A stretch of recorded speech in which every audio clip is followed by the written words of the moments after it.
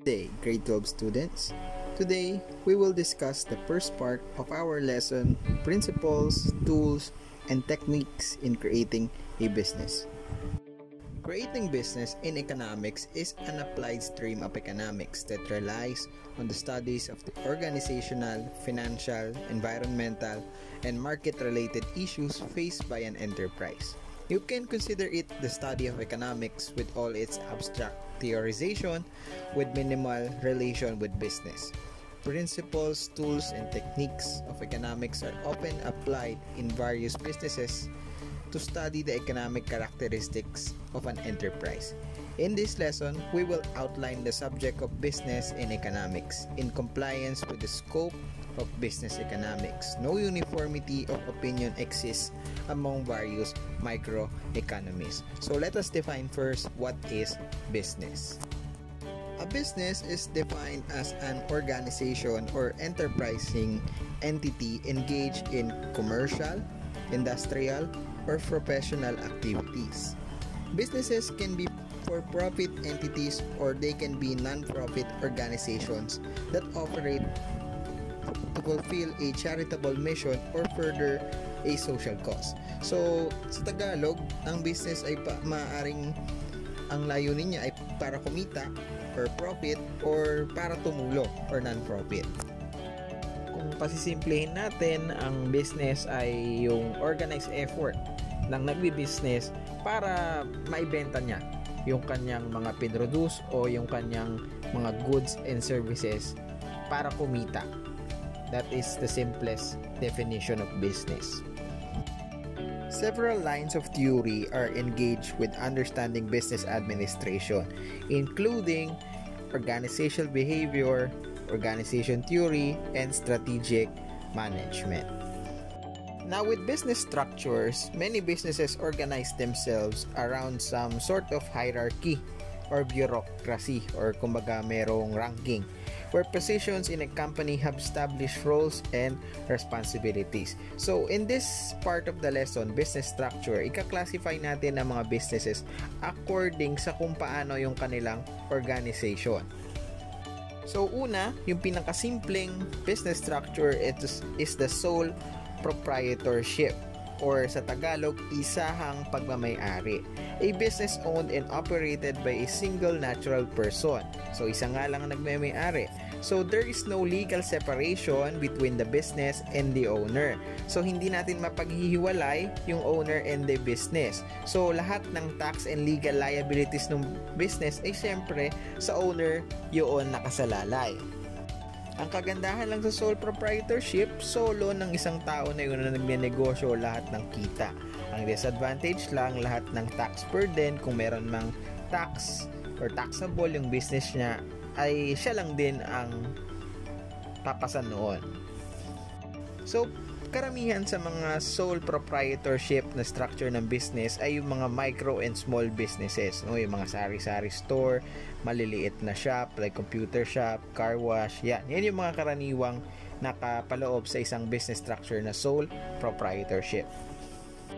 Next is partnership, a business relationship between two or more people who join to conduct business. So, two or more likely 2 hanggang 15 na partners ang nasa isang partnership. Each partner contributes resources and money to the business and shares in the profits and losses of the business. So, unlike sa sole proprietorship, dito sa kita ng business, yung gagamitin sa business, investments, and then kalinsabay yung mga losses, mga utang, mga pagkalugi ay pare-parehong mararanasan noong mga partners ng business na yon. Partnerships can be classified into two: general partnership and limited partnership. So, sa general partnership, all partners ay nag-carry out ng business purpose. It could be siya yung nakatoka sa ganitong bagay or ganito. They share equal rights and responsibilities in connection with the management of the business. So, ang kanilang pananagutan and responsibility ay equal among all partners. So, they have full responsibility for all of the business's debts or utang and obligations like pagbabayad ng tax and many more. Although masasabi natin na parang burden yung pagkakaroon ng personal liability when it comes to tax sa general partnership, ang kagandahan hindi direkta doon sa business nakatax yun. Okay? Nakatax siya sa every partner. So, mas mababa yung rate ng binabayad na tax kasi hindi siya tinatax sa kabuuan ng business but doon sa bawat partner ng business na yon. Next is limited partnership. It allows each partner to restrict his or her personal liability to the amount of his or her business investment. Not every partner can benefit from this limitation. Mayroong isa na magiging general partnership status siya. So, hindi lahat ng partners nakapangalan doon sa business na yon. So, kung sino man yung nakapangalan lang na partners, siya yung ma-expose sa personal liability sa tulad ng utang and obligation. Karaniwan sa mga limited partnership, ito kasi yung hindi pantay-pantay yung share ng bawat partner. Maaaring mas mataas yung share nung pinangalanan na general partner kesa doon sa iba. Kumaga nakiambag lang or nakisosyo to be exact yung ibang mga partner na yon. So, kalimitan, yung ibang mga partner sa limited partnership ay wala silang participation sa management decision. Kumbaga, meron lang silang ambag na pera. Pero kung sa decision making, karaniwan hindi sila kasali. To sum it up, ito ang Venn diagram na naglalarawan ng similarities and differences ng limited partnership and general partnership. Next is the corporation, which is the most complex sa mga business structure. A business in which a group of people acts together as a single entity. So dito wala tayong makikita na individual na tao. Lahat ng individual na tao na bumubuo doon sa corporation ay tinitingnan as a single corporation. Owners of the corporation are shareholders who exchange consideration for the corporation's common stock. Okay, so the shareholders make up the whole stock of the company or the corporation. So ang advantage dito, business owners are free from their financial liability of business obligations kasi ang pagkakatax dito ay yung kabuuan ng kumpanya. However, a corporation has unfavorable taxation rules for the owners of the business. Yun nga lang, mataas ang tax sa mga corporation dahil na rin sa laki at complex ng kanyang structure, no? Marahil kasi nationwide na yung effect ng business na ito, kaya malaki na rin yung tax na sinisingil dito ng government. So these are some of the corporations na kilala natin dito sa ating bansa, no? May mga corporation na noon pa lang ay nandyan na, and then may mga bagong corporation, but makikita natin that they are complex, no? Minsan may consider sila bilang mga conglomerate or mga businesses na meron sa iba't ibang industry, katulad sa last lesson na napag-aralan natin.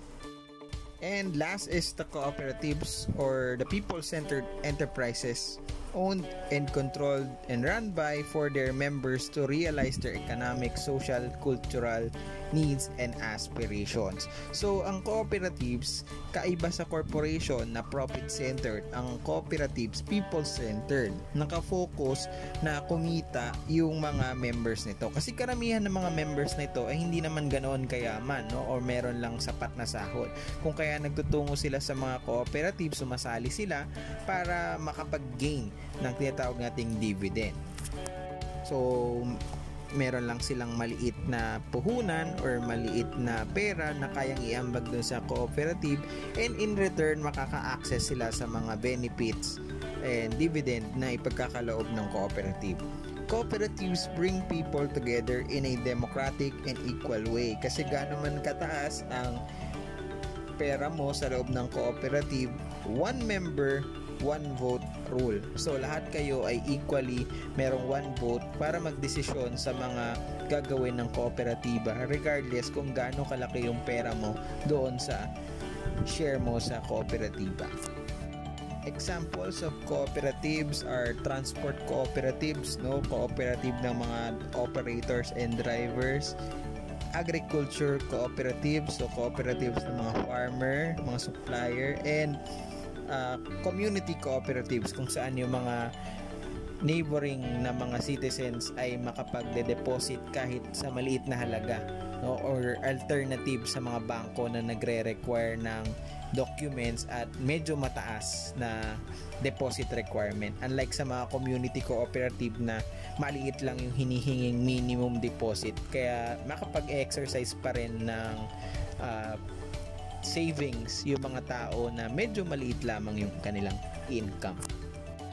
Next is business sizes. So dito naman natin tinitingnan how big or small is a business. Paano ba natin mako-consider na malaki or maliit ang isang business? So this figure is from the Australian Bureau of Statistics kasi nagba-vary ang classification ng size according sa bansa na kinabibilangan niya. We have micro, small, medium, and large enterprises. And this classification is according to number of employees including the owner. So when we say micro business, fewer than 5 employees lamang ang meron ng business na yon. Small business, between 5 to 19 employees. Medium, between 20 and 199 employees. And large, 200 or more employees. Marami pang factors kung paano natin makaklasify yung business sizes, not just employees. So pwede rin yung kinikita ng mga business, no, o yung kanilang net worth. Aside sa mga businesses na nabanggit natin, meron tayong tinatawag na social enterprise. When we say social enterprise, it is a business that has a specific social objectives that serve its primary purpose. So, kung ang business, ang layunin niya ay maximize profit for itself, no, ang layunin ng social enterprise is maximize profits while maximizing benefits to society and the environment. No, their profits are primarily used to fund social programs. So, karamihan ng mga social enterprise yung mga cooperatives, okay, masasabi nating social enterprise yun, or pwede rin yung mga non-governmental organizations or NGOs. So, this is only the first part of our lesson in principles, tools, and techniques in creating a business. So this group activity is also continuous. So for the first part of this group activity, you must create a group with 4 to 5 members. Pwedeng kung ano yung group nyo last time or last week, yun na rin yung group nyo for this activity. Then what will you do is brainstorm and research to create a mini business plan. Maliit lang na business plan. You can include pictures from the internet or from other existing business. So kung same kayo ng industry ng business na gusto nyong gawin, pwede kayong kumuha ng mga pictures ng business nila. So it can be a PowerPoint or Word file. So what are the contents of the mini business plan? So first, goals and mission of the business. So ano ba yung mga goals ng business niyo? Bakit kayo nag-business niyan? Difference of your business to other business. So ano yung edge nyo sa ibang business, or may pagkakaiba ba kayo sa product or service na ino-offer nyo? Then next, target consumer or client, your target market. Anong uri ng mga tao or anong age group, anong culture, anong area yung target consumer nyo or target market. Next is projected competition. Ano-ano kayang mga existing businesses yung posible nyong maging competition. And kinds of products and services to be offered. So be specific, no? Kung maaari na i-personalize nyo yung mga product, so may sarili kayong pangalan para sa product na yon, much better. So ano-ano yung mga i-offer nyo na services, kung maaari din lagyan nyo ng presyo. And pictures can be from the internet. And ways and strategies to increase sales, paano nyo gagawin na mas magiging mas mabenta yung mga products and services na ino-offer nyo. Okay? So this is only the first part of this activity. As the lesson progresses, magpo-progress din itong business plan ninyo. So ito pa lang yung unang part. If you have question regarding the lesson or regarding the activity, message na lang natin sa ating group chat. If you are a student from other school na nanood lang ng aming video, you can comment down your questions para masagot natin. Yung simpleng pag-share or like and subscribe dito sa ating mga video and dito sa ating channel ay malaking tulong na para makaabot itong mga supplemental videos kagaya nito sa mga students outside our school na nangangailangan din ng mga pang-review and pang-recap sa kanilang mga lesson. Thank you and I'll see you next time.